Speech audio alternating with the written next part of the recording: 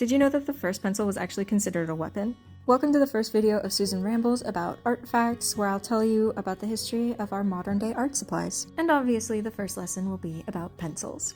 In the Middle Ages, pencils were actually made with tufts of hair from animal tails wrapped around metal sticks, which is why they were considered weapons, because a stick of metal is pretty formidable, which they then used these pieces of metal to scribble into plaques of wood or stone that was covered in wax so that they could leave impressions on the piece itself. Pencils didn't get their modern way of looking until about 1560, when an Italian couple actually created the first blueprint for the modern day pencil. Within the blueprint itself, it depicted a pencil made of juniper wood being hollowed out to then put the graphite into, and it would be flat so it wouldn't roll away. Around that same time, England actually found a huge deposit of graphite, but it became kind of monopolized due to the war, so they were using the graphite to line cannonballs, which then caused people to smuggle graphite out to create pencils because it was just too expensive to buy on its own. And in 1662, Germany actually began attempting to manufacture sticks of graphite to make it easier to assemble pencils. It was still very expensive to make pencils with pure graphite, so in 1795, an officer named Nicolas Jacques Conté from the Napoleon Army discovered a method of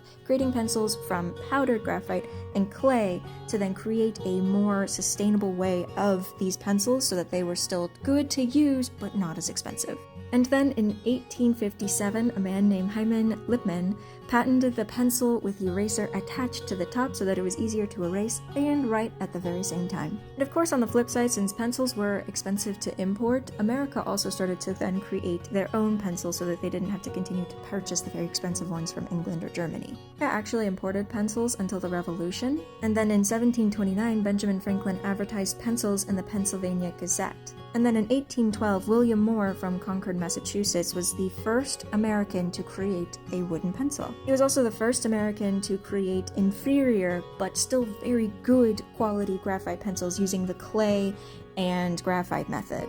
And it didn't say in the timelines what months these things happened in, but for the United States, National Pencil Day is March 30th, if you're curious. Let me know in the comments what art supplies I should do next.